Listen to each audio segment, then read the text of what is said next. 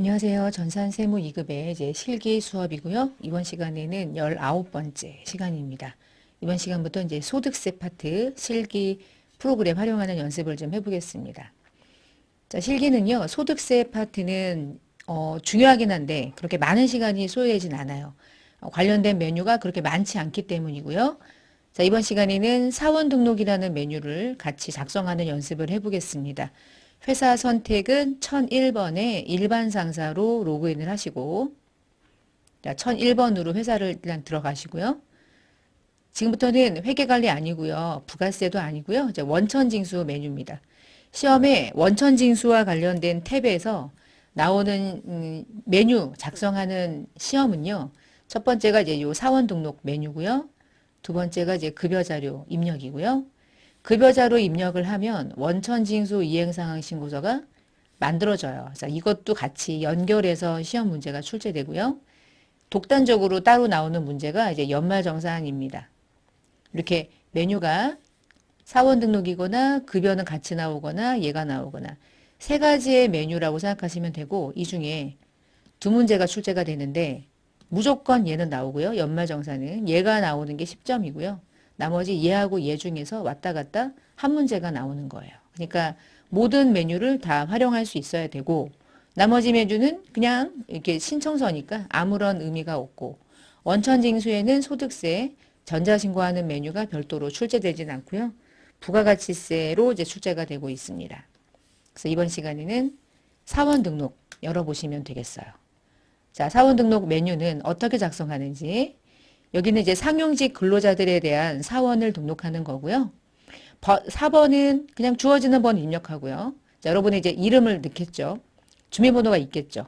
자, 오른쪽에 이제 기본사항이 있고 부양가족이 있고요. 추가사항이 있는데 자, 기본사항은 입사일자, 그 사람의 인적사항을 입력하는 겁니다. 별거 어렵지 않아요. 자, 이 중에서 국외근로, 생산직 이런 것들이 조금 중요하고요. 부양가족 명세를 만드는 게 중요한 거예요. 우리가 이 한 사람의 부양가족을 입력하는 이유는 이 데이터가 나중에 연말정산할 때 인적공제가 되는 자료가 되고 이 부양가족들을 토대로 의료비, 보험료, 교육비, 기부금 등을 다 공제받는 기초자료가 되기 때문에 부양가족 입력은 뭐 어쩔 수 없이 중요하고요. 사원 등록이 시험 문제가 나오면 부양가족 명세를 부양가족을 입력하는 게 시험에 나오는 거예요.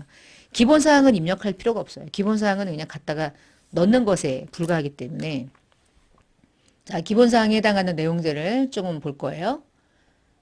자, 사원 등록 메뉴 중에서 국외 근로 제공, 생산직 여부, 퇴사일자 그 세 가지가 가장 중요한데 메뉴를 좀 열어볼게요. 자, 여기 왼쪽에 보시면 국외 근로 제공이라고 하는 메뉴에서 이렇게 클릭을 한번 해보세요. 우리가 외국에서 근무하는 근로자에게 월 100, 월 300 정도에 해당하는 비과세를 적용한다는 거를 근로소득을 공부할 때 비과세 공부한 적 있죠. 만약에 이 사람이 그 적용을 받는 사람이면 선택을 하시고 그 적용을 안 받으면 입력을 안 하는 겁니다. 적용 받는 사람만 선택, 안 하면 선택 안 함. 그 다음 두 번째, 생산직 등 여부에서 여부 체크하고요. 그리고 오른쪽에 연장근로 비과세 전년도 총급여 되어 있는데 자, 요 얘기를 이렇게 한번 접근해 볼게요. 자, 이렇게 놓고요. 자, 우리가 생산직 근로자도 있고 사무직 근로자도 있어요. 우리가 시험 보는 거는 제조업이니까. 그러면 생산직 근로자인 경우랑 사무직 근로자인 경우랑 어떻게 입력하냐면 사무직 근로자는 부예요, 부. 생산직이 아니라는 거잖아. 그러면 사무직은 그냥 부를 등록하면 돼. 근데 이게 왜 중요하냐면 사무직 근로자가 부라고 입력이 된 건데 우리 사무직 근로자들도 연장 근무하면 연장 근로 수당을 받을 수 있지만 사무직 근로자들은 연장 근로를 비과세 받을 수 없다고 그랬죠. 급여가 얼마든 상관없이. 그래서요. 생산직에서 부가 되면 생산직이 아니란 얘기니까 연장 근로는 아예 막힙니다. 회색 박스죠. 그러니까 입력이 안 돼요. 그냥 끝나는 거야. 연장 근로는 과세가 된다는 뜻이죠. 근데 만약에 해당 근로자가 생산직이다. 그러면 생산직에서 생산직이라고 무조건 일단 체크를 해줘야 돼. 생산직은. 그러면 생산직을 거는 순간에 얘가 열려. 지금 연장 근로가 자연스럽게 메뉴가 열린 걸 보셨죠? 그러면 생산직은 모든 연장 근로를 받는 모든 직종의 생산직은 다 비과세를 받을 수 있나요? 두 가지의 요건을 충족해야 되지 않나요? 첫 번째, 전년도 총급여가 얼마 이하여야 되죠? 3천만 원 이하여야 하고요. 그리고 동시에 월정액 급여가 210만 원 이하일 때 그러한 생산직 근로자일 때만 연장근로 비과세를 받을 수 있잖아요. 그러면 여기 사원 등록이라는 메뉴에서 어떤 걸 체크하냐면 생산직이니 체크, 두 번째 연장근로 비과세가 되니 안 되니를 판단하는 기준은 여기의 기준은 전년도 총급여야. 전년도 총급여가 3천만 원 이하라면 연장근로를 여로 체크해 주시고 전년도 총급여가 3천만 원 초과자면 일단 연장근로는 붑니다. 왜 그러냐면 연장근로가 전년도 총급여가 3천만 원이 초과잖아? 초과면 이번 연도에 아무리 월정액 급여가 210만 원 이하여도 항상 비과세가 적용될 수 없죠. 항상 과세죠. 그러니까 여기서 전년도 총급여가 3천만 원 초과자인 자는 일단 연장근로가 비과세가 되지 않으니까 불을 걸어 주셔야 돼. 그게 기준입니다. 그러면 3천만 원 이하자는요? 일단 생산직 근로자들의 3천만 원 이하자면 연장근로가 비과세가 되는 걸로 여로 체크를 하는데 여로 체크했다고 그래서 이 사람이 만약에 김본인이라면 이 사람의 연장근로는 무조건 비과세가 되냐? 그거는 아까 메뉴 중에 급여 입력하는 메뉴 있죠? 급여 입력할 때 김본인이라는 사람의 월정액 급여를 거기서 확인하는 거야. 그 사람의 월정액 급여가 210만 원 이하면 그때 비로소 연장근로를 비과세가 되고요. 만약에 220만 원이면요. 거기서 다시 과세가 돼요. 그러니까 여기에서 연장근로가 비과세가 된다고 걸어도 과세가 될 수 있어요. 급여가 얼마냐에 따라서. 그건 급여 지급할 때 그때 적용이 되면 돼요. 그럼 여러분이 주의사항은 이 사원 등록 메뉴에서 생산직과 관련해서 생산직이면 체크해 주시고 사무직이면 부 거는 건 불변이에요. 그건 불변인데 거기서 연장근로와 관련된 부분에서 이게 부냐 여냐 이게 체크가 되는 기준은 전년도 총급여를 기준으로 체크한다. 전년도 총급여로 체크를 해주시고 그 전년도 총급여가 3천만 원 초과자면 과세. 그러니까 부. 3천만 원 이하면 여. 그리고 나서 얘가 여라고 해도 연장근로가 과세가 될 수도 있는 건 급여 지급할 때 그때 다시 한번 카운트를 하는 거냐. 그러니까 여기다가 등록할 때는 3천 이하인지 초과자인지만 가지고 판단하시면 되겠습니다. 그래서 이것도 되게 중요한 부분이니까 아까 사무직으로 돼 있었으니까 다시 일단 바꿔놓고 자 나머지 금액들은 보세요. 국민연금이나 건강보험이나 고용보험 같은 경우는 내가 보수월액으로 신고하는 금액에 국민연금은 본인이 부담하는 4.5% 보시면 제가 100을 넣으면 4만 5천 원이 떨어지죠. 왜냐면 전체가 9%인데 회사가 부담하는 건 내 급여에서 징수될 필요가 없으니까. 그래서 여기서 계산되는 금액들은 전부 다 본인이 부담하는 거. 나중에 급여 자료에 자동으로 반영해야 되는 것들. 여기 있는 것들이 전부 다 급여 자료에 영향을 받거든요. 그래서 아주 중요한 기초 자료가 되는 거예요. 그래서 그렇게 생각하시면 되고 입력했던 거 지우시면 되고 자 이제 중요한 거는 부양가족 명세인데 부양가족 명세 넣기 전에 여기 추가사항 추가사항에서 여러분 입력할 게 없어요. 건드릴 것도 없고요. 자 중요한 거는 뭐 하나만 설명드리면 소득세 적용률이 우리가 소득세 간이세액표 얘기할 때 원천 징수하는 간이세액표상 100%를 낼 수도 있고 좀 덜 원천 징수할 수도 있고 조금 더 많이 원천 징수할 수 있는 걸 본인이 선택할 수 있다고 그랬는데 만약에 난 120% 하겠다 그럼 120. 난 100이다 그럼 100 하는 거야. 특별한 말이 없기 때문에 그냥 100으로 가면 돼요. 100%가 기본이 된다. 얘를 건드리라는 특별한 말이 이때까지 나온 적은 없기 때문에 굳이 120, 80 구분하진 않습니다. 근데 만약에 바꾸라고 하면 그때 바꾸시는 거고요. 시험에서는 굳이 바꾸는 게 시험에 나오지는 않아요. 나머지는 뭐 그냥 기본 자료고요. 가장 중요한 거는 부양가족 명세예요. 근데 부양가족 명세는 여기다 이제 커서를 놓고요. 이 아래쪽에 커서를 놓고 F2 한번 조회 버튼 눌러주시면 1번은 소득자의 존속. 그러니까 신고하는 이 사람의 부모님. 근데 만약에 내가 부양하는 게 아니라 부양하는 자가 배우자의 부모님일 수 있잖아. 그럼 배우자의 직계존속으로 체크. 내가 입력하고자 하는 그 누군가가. 세 번째, 이 사람의 배우자를 넣겠다. 그러면 3번. 나의 자녀나 입양자를 넣겠다. 그러면 4번. 근데 5번도 직계비속이네. 근데 5번은 자녀나 입양자는 아닌데 직계비속이래. 이게 손자, 손녀, 손주를 의미하는 거야. 비속도 손주, 손녀 있을 수 있다고 그랬잖아. 그러면 얘는 자녀로 공제받고 얘는 자녀가 아니라고 그랬죠. 손자는. 그러나 둘 다 세법에서는 직계비속이라고는 부르는 거예요. 자, 그리고 나의 형제자매, 배우자의 형제자매, 기본공제 받을 수 있다고 그랬죠. 요건을 충족하면 소득금액 100만 원 이하, 그리고 나이는 20세 이하거나 60세 이상이거나. 그 다음 내 가족이 아닐 수도 있는 자를 기초생활 수급자를 내가 부양한다. 1번부터 6번까지가 아닌 이외에 수급자를 내가 부양한다. 그럼 7번. 위탁아동을 내가 6개월 이상 유탁했다. 8번. 자, 우리 소득세 공부할 때 기본공제가 되는 대상자, 기본공제가 되는 대상자는 이 소득세법에서 여기밖에는 적용되지 않고 이 외에 기본공제는 공제되지 않는다. 그래서 나의 형제가 아니라 부모님의 형제자매는 삼촌이나 이모고 그들은 공제되지 않는다고 했죠. 여기 안에 있는 대상자일 때만 입력을 한다고 보시면 돼요. 그리고 사실은 여기에 지금 화면에 보이는 요거 있죠? 1번부터 8번까지 그게 요거예요. 쭉 보시면 여기 아래 나와 있는 거 보이시죠? 그러니까 F2를 띄워서 걸어도 되고요. 그냥 바로 입력을 하셔도 되고 보면서 1번은 소득자의 직계존속, 2번은 배우자의 직계존속, 3번은 배우자 이런 식으로 아래 이렇게 보면서 이렇게 아래 보이죠? 이렇게 보면서 입력을 하셔도 되고요. 요거 입력하는 게 우리의 이제 학습 목표예요. 부양가족을 입력하는 게 시험이고요. 어떻게 입력하는지는 이제 자료를 입력하면서 제가 설명을 드릴 겁니다.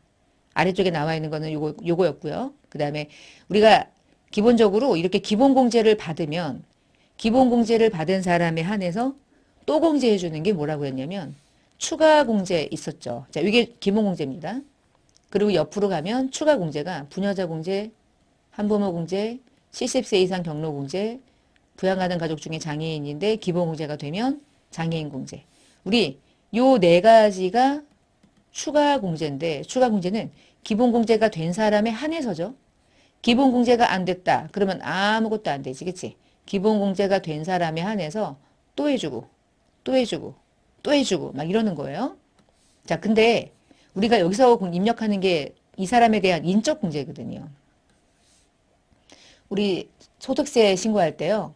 얘네들은 무슨 공제냐면 소득공제, 인적공제, 소득공제고 우리가 자녀나 출산하면 공제해주는 게 자녀세액공제였죠.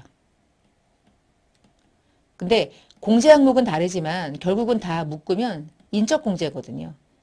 일단 기본공제가 된 사람에 한해서 공제가 되는 거니까. 그래서 이 안에서는 인적공제가 되는 것 중에 세액으로 공제가 되는 자녀와 관련된 공제도 같이 입력을 해요. 그래서 여기서 그 모든 것들이 연말정산 자료로 그대로 반영되는 거예요. 자동 계산이 돼서. 자, 그러면 여기까지 얘기했던 내용들을 토대로 이제 하나씩 입력하면서 요 앞에 와서 얘기하고 해볼게요. 그리고 또 하나는 우리가 기본공제를 받으려면 연간 소득금액이 100만 원 이하여야 되는 걸 소득세 이론을 공부할 때 공부했고 그 내용이 그대로 이 안에 적용이 됩니다. 그래서 혹시 몰라서 한번 페이퍼에다가 올려드린 거고요. 예제를 가지고 풀어봐야 돼. 어쩔 수가 없어요. 실기 프로그램은. 자, 해볼게요. 첫 번째 문제. 아래의 자료를 근거로 영업부 사원 김본인의 사원을 등록하고 부양가족 명세서에 세부담이 그러니까 세금을 적게 내는 방식은 공제가 될 수 있는 것들은 무조건 다 등록하라는 뜻이죠. 그래서 공제가 되는 대상자를 입력하래요. 자, 그러면 김본인이 영업부 사원입니다. 이제 알았어. 자, 메뉴를 엽니다. 자, 김본인은요. 아래 김본인의 주민번호 보이세요? 본인의 주민번호는 이쪽에 입력합니다. 항상. 일단 먼저 넣고 들어갈게요. 770-226-201041-318.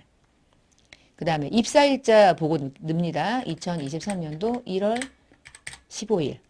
자, 내국인이고요. 특별한 거 없어요. 우리나라 사람이고요.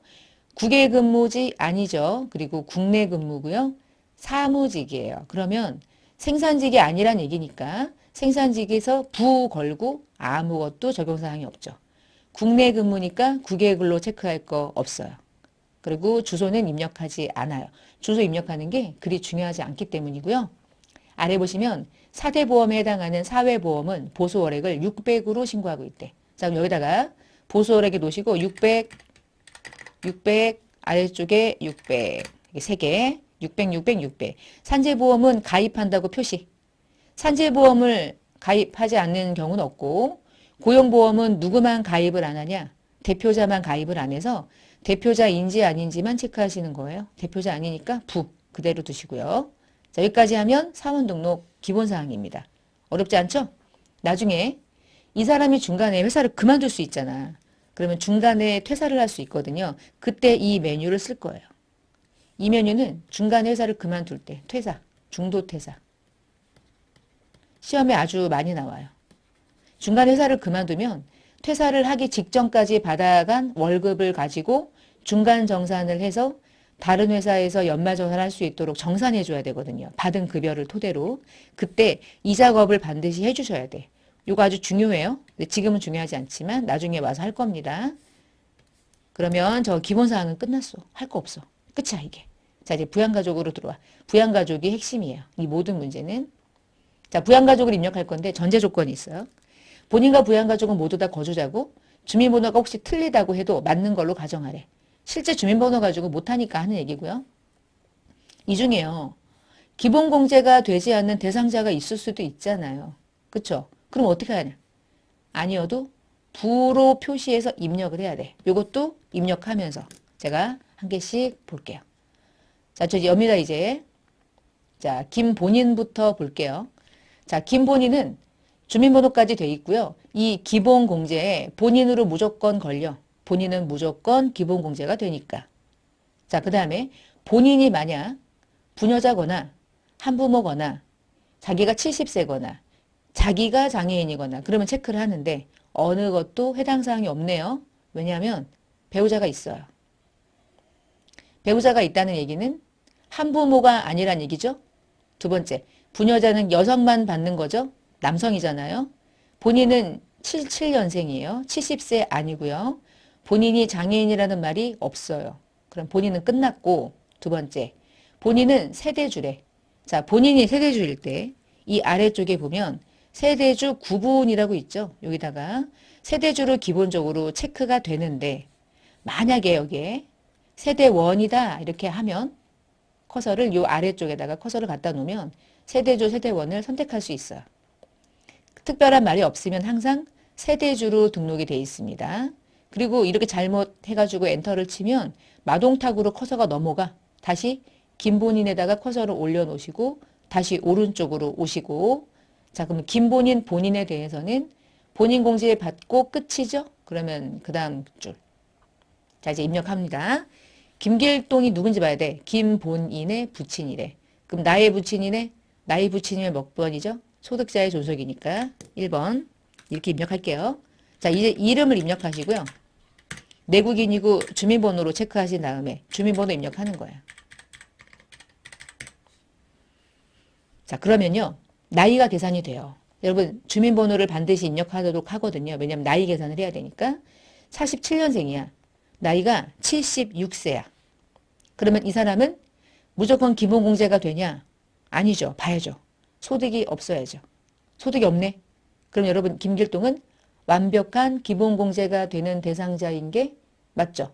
자 그러면 김길동은 기본공제가 돼요. 그러면 60세 이상으로 기본공제를 받은 거니까 체크를 하면 김길동이라는 사람이 추가로 공제받을 수가 있는 게 있는지 나이를 가지고 판단할 수 있는 건 유일하게 경로자란 말이야. 그치? 경로우대는 70세 이상일 때 받을 수 있으니까. 76세면 기본공제 60세 이상으로 하나 받고 경로자 우대공제 하나 받죠. 더는 없죠? 픽스. 자, 위탁관계 굳이 입력 안 해도 돼요. 자, 그 다음 칸 내려가면 김길동 끝났어요. 두 번째, 맹순자 씨. 누구죠? 나배우의 모친이래. 나배우가 누구지? 나배우? 배우자죠? 그러면 배우자의 존속이니까 몇 번을 걸면 될까요? 2번. 배우자의 직계존속. 맹순자. 자, 그다음에 이름은 맹순자. 주민번호 넣을게요. 491213 2055. 자, 일단 나이는 74세야. 자, 위에 봅시다. 74세니까 나이는 요건을 충족했잖아? 그러면 그 다음에 충족해야 되는 거는 소득금액. 양도소득금액 100만 원. 양도소득금액 100만 원이면 딱 100만 원 이하네? 소득금액 충족하죠? 그 다음에 한 번 더. 이 맹순자 씨는 나랑 같이 사는 게 아닌가 봐. 주거 형편상 별거 중이래. 우리 존속 중에 주거 형편상 별거면 기본공제 받는 요건을 충족하는 걸로 본다고 했었죠.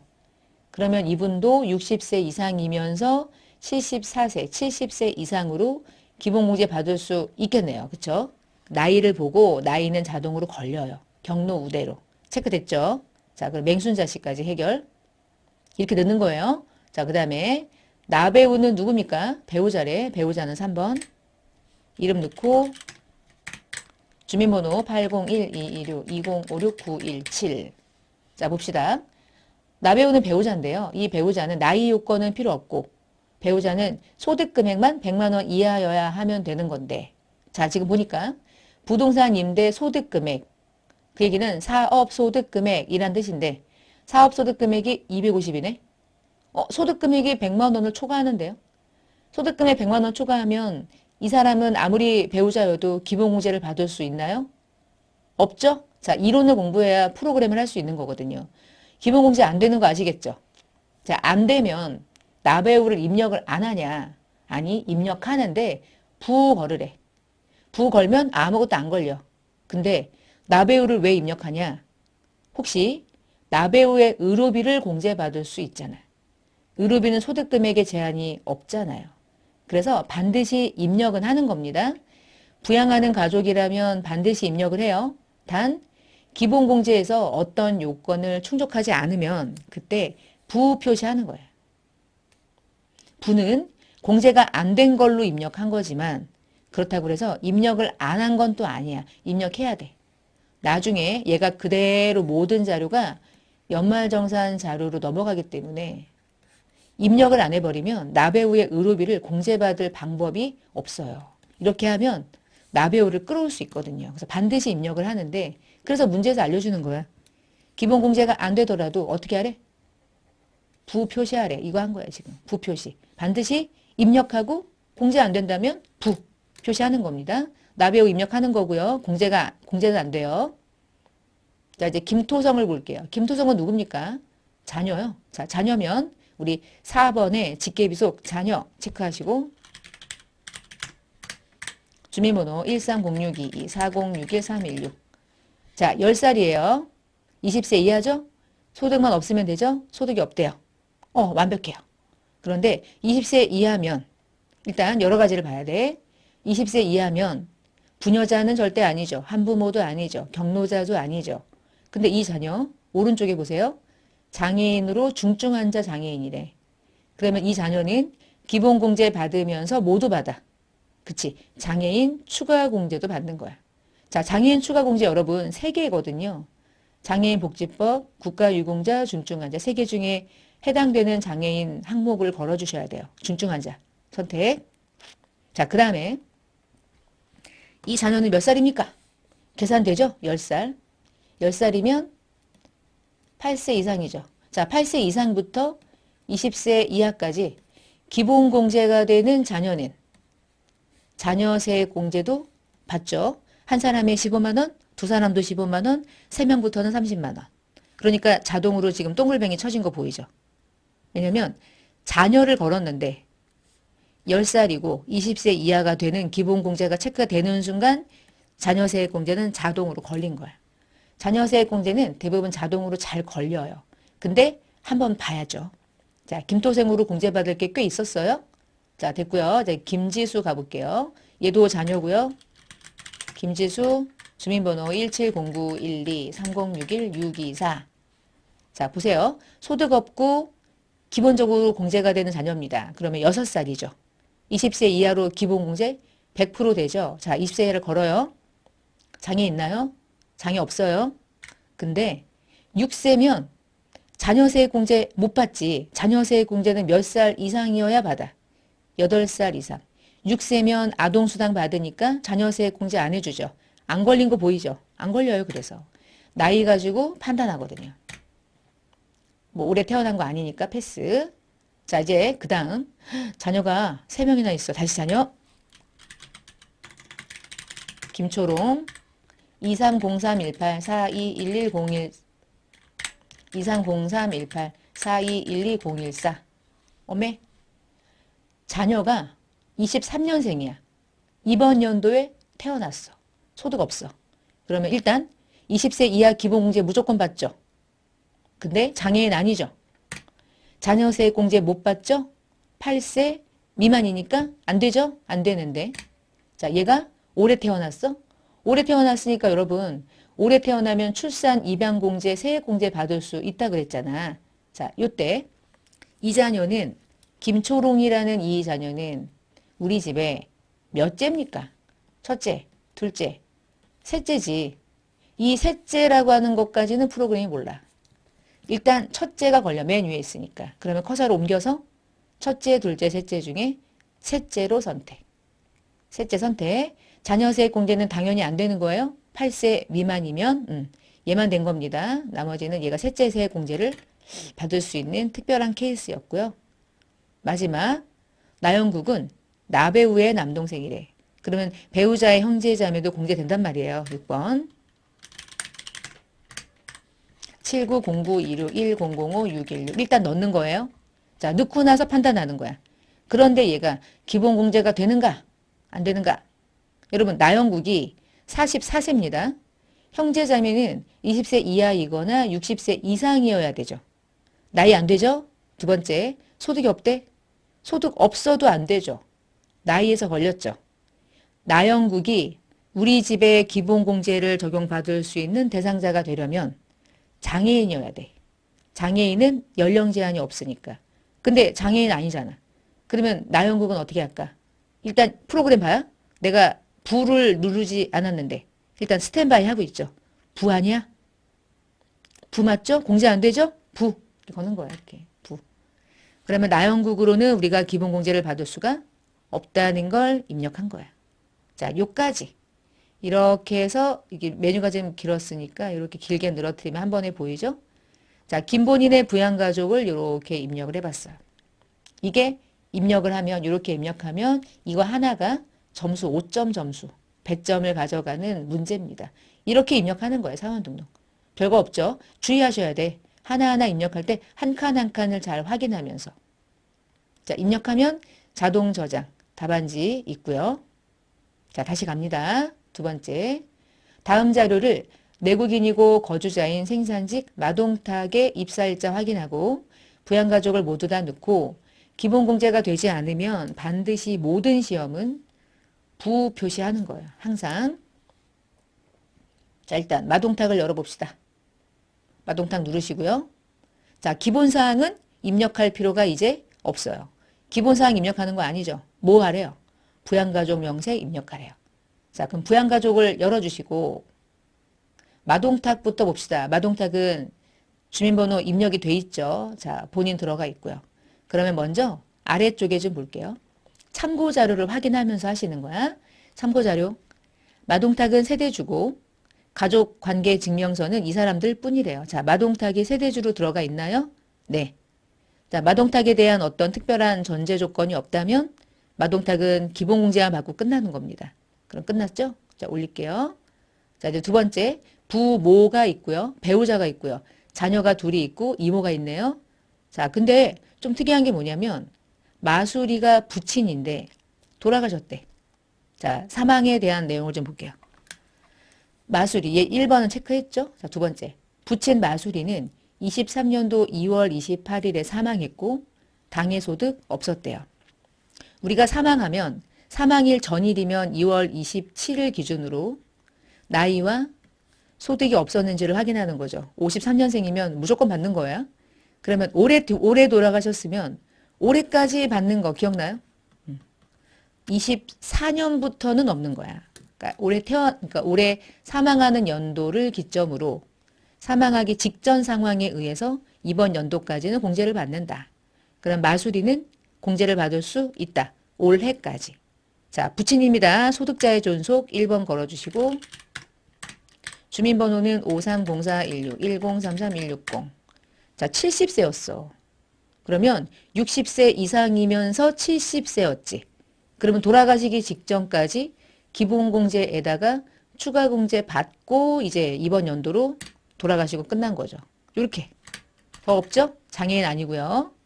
자, 그러면 이제 두 번째 모친에 대한 얘기를 좀 봅시다. 모친 양지순 57년생이니까 무조건 되는 거죠. 자, 모친은요. 소득이 얼마냐면 국내 예금이자 1,500이래. 사랑스럽죠. 어머님 뭐 짱이죠. 여러분 예금이자는 국내 예금이자는 얘밖에 없다면 얼마 이하면 분리과세가 돼요? 2천만 원 이하.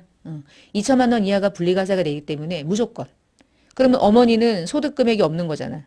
그러면 어머니를 양지순이라는 어머니를 마동탁이 부양가족으로 집어넣어도 양지순이라는 주민번호로 기본공제는 나 혼자 받는 거니까 전혀 문제가 없는 거지.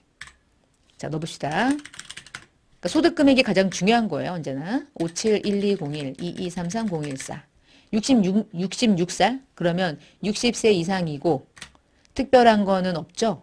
그래도 60세 이상이니까 기본공제를 받는 게 어마무시하게 큰 혜택인 거예요. 자, 양지순 모친 그 다음 이제 유지운 배우자입니다.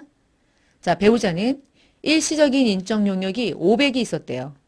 분리과세를 신청했대.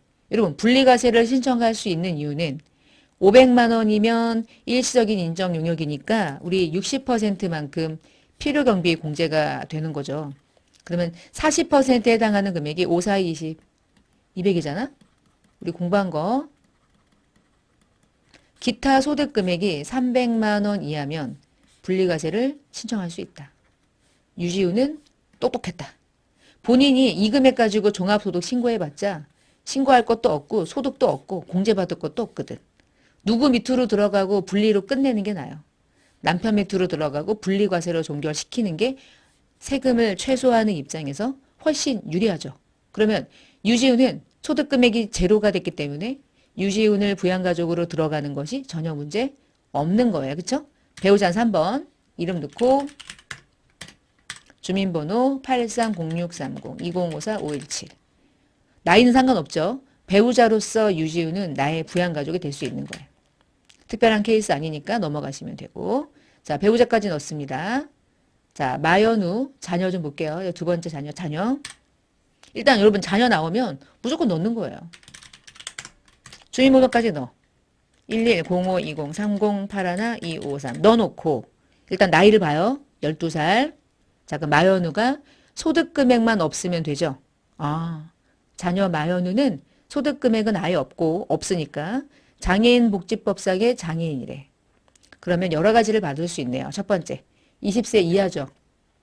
장애인 복지법상의 장애인이니까 1번 체크 장애인 해주시고 거기다가 8살이 넘어가고 20세 이하의 자녀이기 때문에 기본공제도 받으면서 자녀세액공제도 받을 수 있지. 그치? 자, 한 번 더 있습니다. 자녀.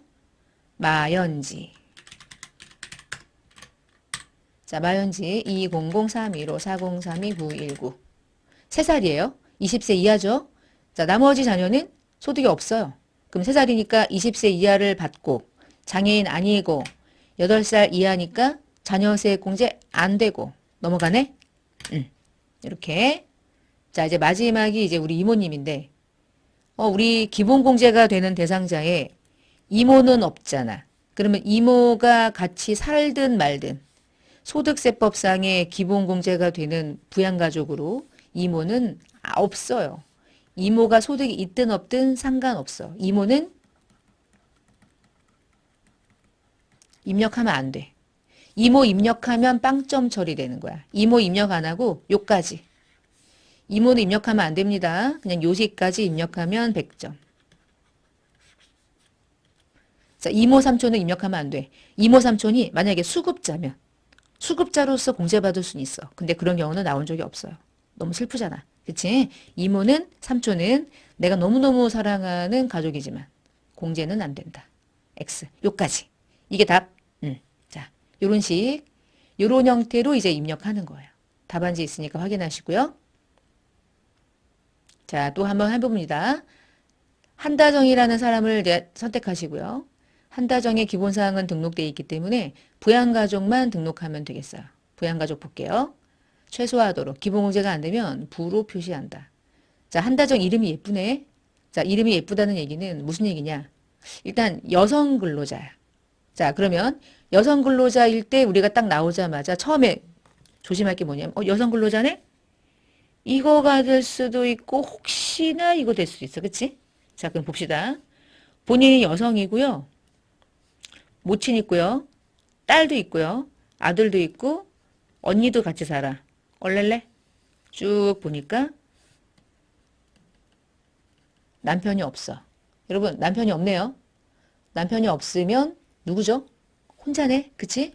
자, 그러면 혼자서 부양가족을 거느린다는 얘기는 일단 부녀자를 받을 수 있다는 얘기인데, 자, 부녀자를 받을 수도 있는데, 두 번째, 이 여성은 남편이 없는 혼자서 20세 이하의 자녀가 있네요.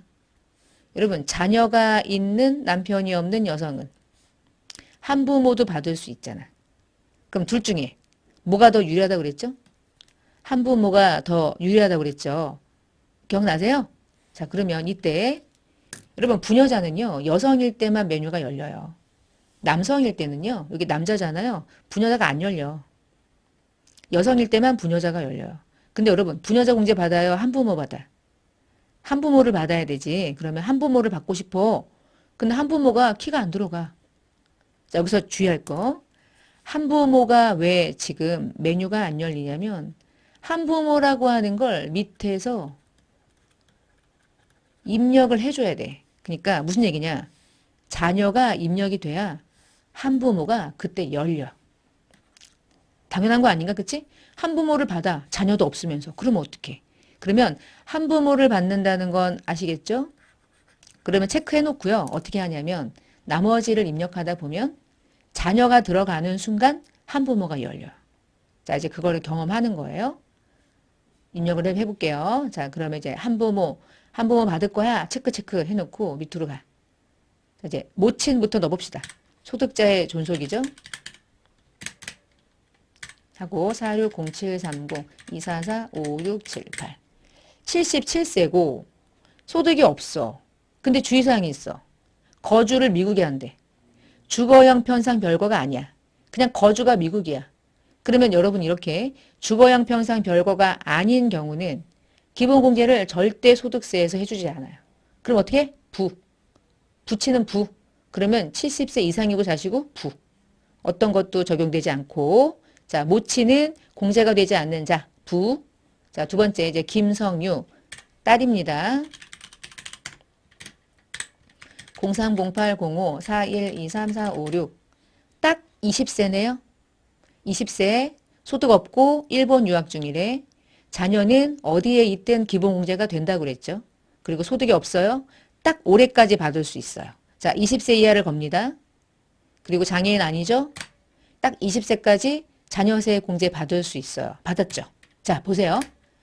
자녀가 들어가는 순간 여러분 화면에 보시면 한부모 메뉴가 이제 열리죠. 이제 입력할 수 있죠. 까먹기 전에 입력을 얼른 해야 돼. 저는 그래. 얼른 올라가. 얼른 걸어놔야지. 해놓고 나중에 안 걸면 의미 없는 거니까. 자, 딸내미 넣는 순간 한부모가 열렸어요. 자, 그럼 다시 갑니다. 자녀가 또 있어. 김호식. 자, 넣고 17살이고요. 소득 없고요. 같이 살아요. 전혀 문제 없죠? 20세 이하. 그리고 자녀세 공제 받죠? 장애인 아니고요. 자, 됐어요. 끝났지. 자, 마지막. 나의 언니는 되잖아. 부모님의 언니는 이모지만 나의 언니니까 형제자매 공제.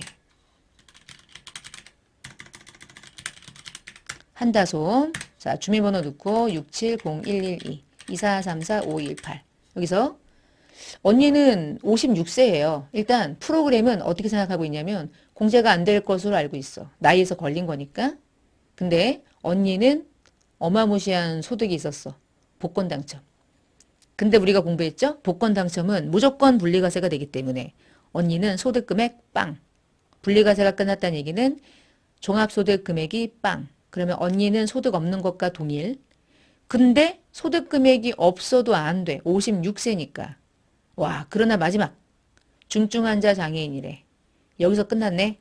여러분, 장애인이면 소득 없는 장애인이면 나이가 어떻든 나이 관계없이 기본공제를 받을 수 있다고 그랬죠. 그래서 이 언니는 기본공제를 받을 수가 있어요. 뭘로 넣을까요? 20세야 60세 이상이요. 아니면 장애인이요. 그쵸? 장애인. 장애인으로서 기본공제를 받을 수 있다는 뜻이야. 그러면 장애인으로 걸면 기본공제 되는 걸로 체크를 해주는 순간 장애인란에 자동으로 커서가 들어가. 근데 중증환자니까 1번 말고 3번으로 한 번 더 마킹. 그리고 마무리. 인적공제 받는 방식입니다. 사원 등록하는 방식이 되겠어요. 이렇게. 어떠세요? 너무너무 어렵거나 그런 느낌보다는 괜찮겠구나. 근데 실수를 줄이는 게 제일 중요한 거야. 여러분은 실수를 최대한 줄이면서 입력한다. 이렇게 입력하는 방식을 좀 취하시면 되겠습니다. 자, 그러면 제가 그 아래쪽에 이제 1002번에 결산상사 해가지고 이 문제 하나, 엄태식 한 명, 그리고 이제 신나라 씨 해가지고 이제 두 개. 두 명의 사원 등록을 마무리를 해볼게요. 자, 지금은 1002번으로 회사를 변경하겠습니다. 회사를 변경하시고요.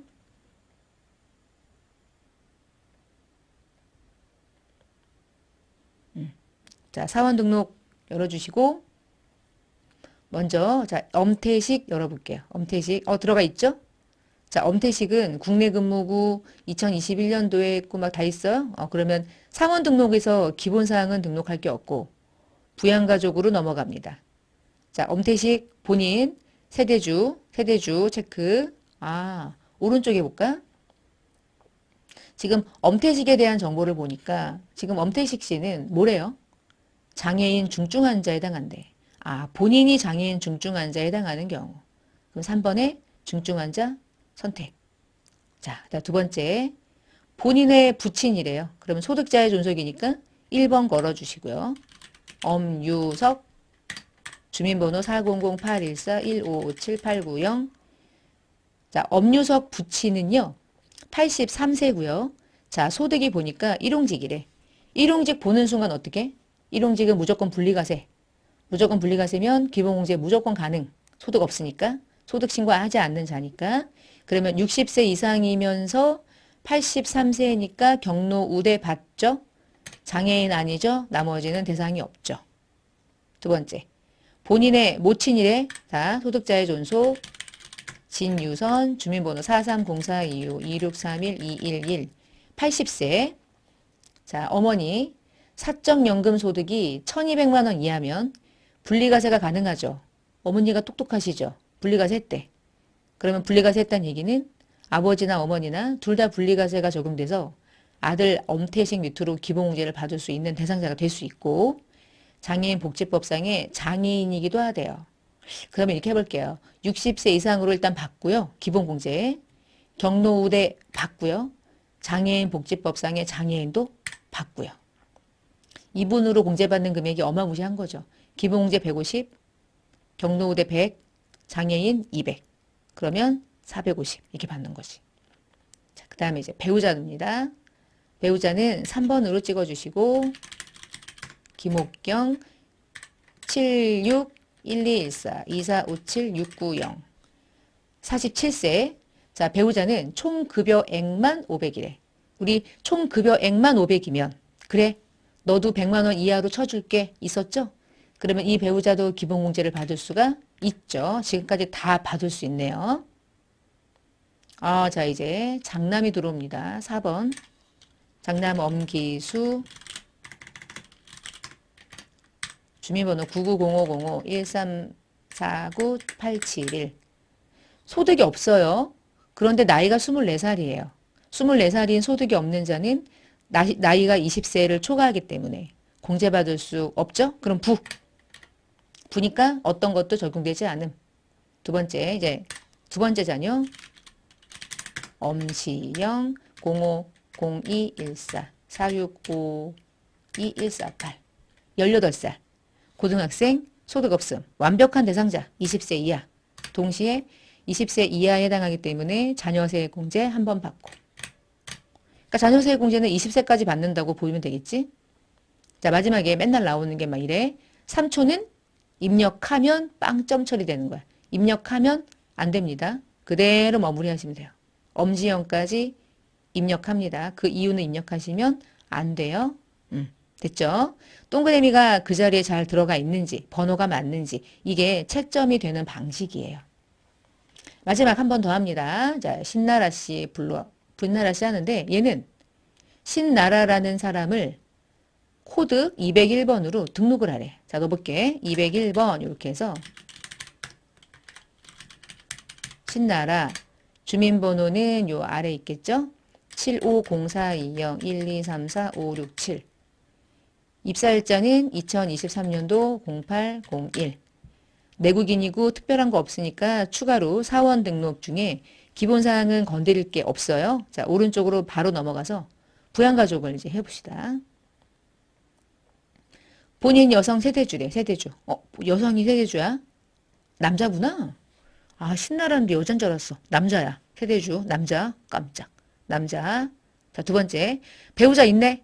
그러면은 한부모는 없네요. 그치? 그러니까 이 신나라는 특별히 뭐 받을 거 없어요. 자, 본인만 받고 끝나는 거예요. 자, 두 번째 이제 배우자 넣어볼게요. 오연지 75032029513551 얼마나 사랑스러운 배우자입니까? 복권이 1억이 됐대. 복권 당첨은 무조건 분리과세. 무조건 분리과세는 소득금액 신고하지 않는 자. 그러면 오연지의 주민번호가 신나라 밑으로 들어와도 전혀 문제 없죠? 배우자 공제 가능한 거지. 그리고 그 외에는 별도로 추가 공제할 거 없고. 자, 그 다음에 본인의 어머니 그러면 소득자의 직계존속.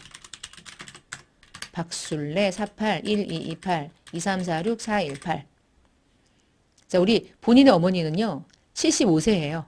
근데 오른쪽에 소득금액이 두 개가 있는데 사업소득금액이 70, 양도소득금액이 20. 근데 2배사 근년기 퇴양에 해당하는 모든 소득금액을 더했을 때 100만 원 이하면 되는데 이분은 90만 원이네요. 90만 원이면 100만 원 이하네요. 그러면 가능하네? 아, 딱 들어왔어. 60세 이하, 20세 이상 받고 75세니까 75세 경로 받고요. 장애인은 아니고요. 어머니는 90만 원이어서 100만 원 이하여서 공제 가능했습니다. 자, 동생은 형제자매. 신기해 7812242514 자, 45세. 동생이 45세면 나이에는 안 되죠. 근데 장애인이래. 장애인은 나이 안 보죠. 근데 걸렸죠.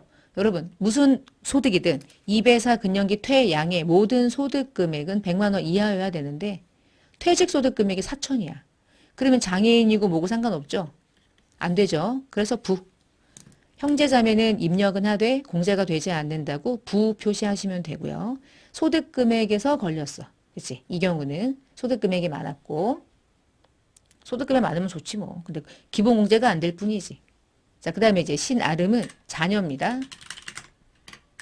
980508-2145188 25살 1혼 근로소득금액이 1000. 자, 소득금액은 분리과세가 돼서 소득금액에는 문제가 요건 충족은 했는데 나이가 25이면 안 되죠. 아무리 소득이 없어도 나이에서 걸렸어. X. 그럼 아름이는 기본공제 부 표시. 자, 마지막 이제 자녀를 넣읍시다. 180120466515 5살이야. 아, 이거 연도가 하나. 이게 2023년입니다. 2023년. 2023년 이번 연도에 당해년도에 입양을 했대. 그럼 여러분 당해년도에 입양을 했다는 얘기는 20세 이하 일단 기본공제 받고 모두 받죠? 5살이니까 자녀세 공제는 안 되죠. 안 돼요. 안 되는데 뭐를 받아? 입양했으니까. 태어난 거랑 같은 개념으로 봐주는 거잖아. 그치? 그러면 자녀세 공제는 안 돼. 안 들어가요. 근데 출산 입양 공제를 받죠? 심부름은 나에게 몇째 자녀입니까? 몇 번째 자녀? 두 번째 자녀, 둘째 이렇게 거시는 거예요. 둘째. 자녀세 공제는 8세 미만이어서 안 됐고요. 출산 입양 공제는 둘째 자녀로서 입양 공제가 된 거야. 출산 입양 공제. 출산 입양 공제. 이번 연도 입양. 여기 2023년으로 이게 개정되면서 바뀌었는데 요거 22년 아니고요. 2023년 올해입니다. 이게 22년도라면 정답이 완전 달라지죠. 전년도에 이거 받고요. 올해는 안 되지. 딱 한 번 받는 거예요. 한 번. 입양하는 그 해. 딱 올해라고 생각하시고 둘째로 기본공제 받고 출산 입양공제 이런 식으로 받는 거예요. 입양공제는. 자, 답안지 뒤에 있는 거 한번 점검해서 확인하시고요. 자, 이번 시간에는 이렇게 해서 사원 등록에서 가장 중요한 부양가족 명세에 입력하는 걸 해봤는데 어떠세요?